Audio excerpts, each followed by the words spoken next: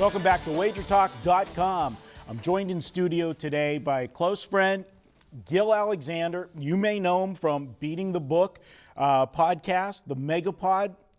We've done that in, 5 years now? 5 years. It's almost like a cult following, my friend. I mean, it's unreal. I don't know how I feel about a cult following, but I guess that is what it is. If you're 10 minutes late getting that up, they start tweeting. And if you're 2 hours late, there's widespread panic with the Megapod. And then, we do it and tell, our viewers and listeners about it and why it's so unique. And Well, it's nice of you to say that it's unique. I hope that it is. It's a podcast that I've been doing for 5 years. You and Vegas Runner, are we allowed to call him that? It's my show.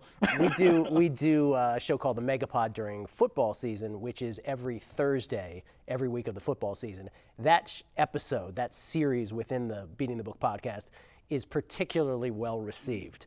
And I do think it has everything to do with the both of you guys and the chemistry that we all have. And we have a rotating guest every week from within the industry, and we're sort of humbled to have really a who's who of people who have been kind enough to give their time and come on the show through the years.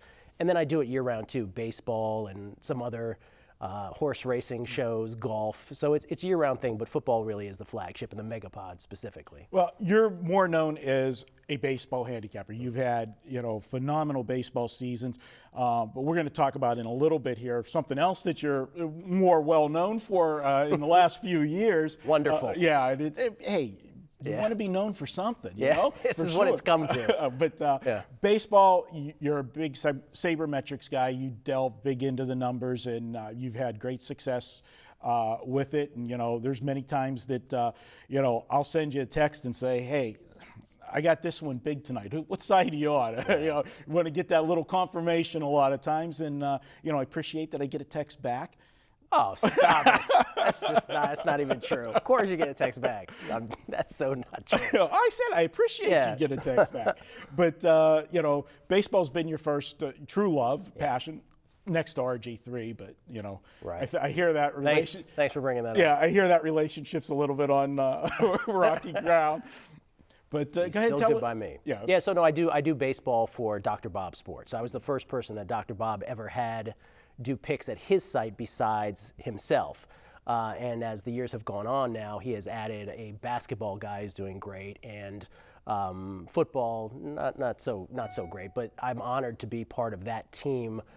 Pick-wise, Dr. Bob is a legend in the business, and I think his name is sort of unassailable in the business. He's really a respected guy. He's been doing it for 20 years, and to be his first guy is just a wonderful thing. And I honestly, no offense to Wager Talk, but I'm thrilled to be with him. No problem. Well, let's get to why we got you here, and that is the Super Bowl and some props. We're going to ask you to give us maybe a prop that you like, that a normal prop, but you are known for the specialty props. In the last couple years, tell our listeners and viewers the success you had in the craze and flood to the windows that you caused. It is amazing that your life comes to this moment where you're like, they're asking me about Katy Perry and stuff like that, and the same sort of ilk.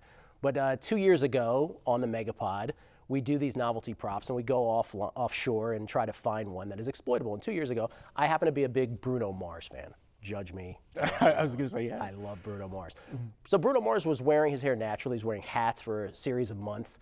And being the fan of his that I am and was, I knew that he had gone pompadour haircut like 2 days before the podcast, Super Bowl week. And I believe it was, not I believe, but I know that it was Bovada that offered this prop. What hat will Bruno Mars wear? And the long shot was no hat at like plus 275 or something like that. I'm like, it's no hat. I gave like an exhaustive description, longer than anyone wants to hear as to why that's the case. And in fact, as soon as he appeared on stage at the Super Bowl, pompadour, no hat, and Twitter, just your timeline just lights up like, hundreds of hours of labor-intensive, researched podcasts on sports, across the sports, and then this is what people respond to. And then last year, it was Katy Perry. What would her first song be? Set list research, Katy Perry's not exactly a fluid artist, so she's not going to stray too much from that. And Roar, 100% of the time, Roar, as you know, Marco, one of her big hits. Oh, I play it all the time. And she led with Roar. And so it wasn't +2 something, it was +150, which is still, not as sexy, but it's plus money. And everybody hit on that. That was at Bet Online. And in both cases, especially with the Bruno one, they had to knock the price down, knock the price down, knock the price down. Now this year we've gotten to the point where Bovada just takes it off.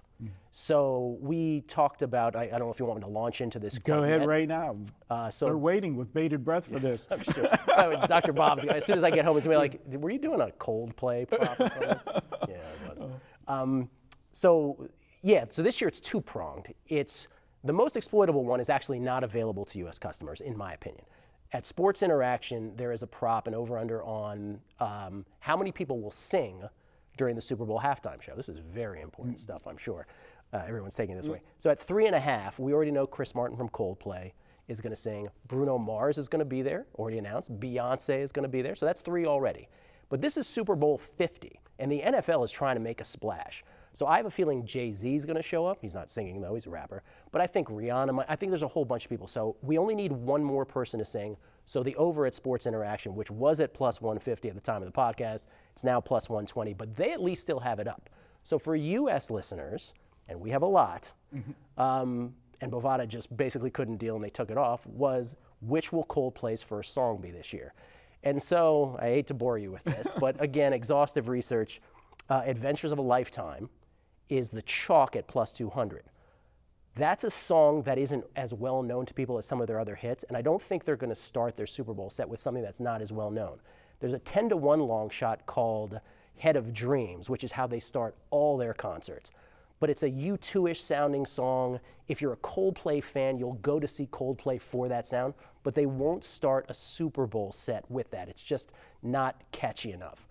Viva La Vida, which as you know is their biggest hit, Marco, that's the one that I think it's a little too trite. I think they'll end it with that. So the one that I'm going with is a song called A Sky Full of Stars, which is electronic dance music inspired. It's EDM, strong, and it builds to a frenzy. Marco, you're going to go nuts. It's at 4.5 to 1, and Bovada took it right off, pretty much a few hours You killed after. Bovada again. It's up elsewhere, though, and you can still get it. So it's about the number 2 or 3 shortest shot. So I think that's the way to go. And I spoke with my girlfriend about it at length. We went through these serious arguments about it. So that's the one. All right. Well, Aren't you glad you had me here? That's what we had you here. That is what you've been going. You've got a streak. We got to keep you going. And give us a prediction on the Super Bowl score. I'm all about Carolina. I mean, I respect Denver's defense, but I think this is Carolina's year. Now, I don't love them against the spread. We're recording this later, and the spread has moved, obviously. I think the money line is probably, as boring as that is probably the way to go value-wise. But I'll go Carolina, and I'll say it's about 24-13. 24-13. And again, everybody staying under with the predictions on the total. We want to thank Gil Alexander for joining us, a friend of Wager Talk. And guys, don't forget, you can check out this weekend, $10 off. If you want to go to the checkout, put in SUPER in the number 10. That's the word SUPER in the number 10. You'll save $10 on a purchase this week at wagertalk.com. Stay tuned for more videos here at Wager Talk.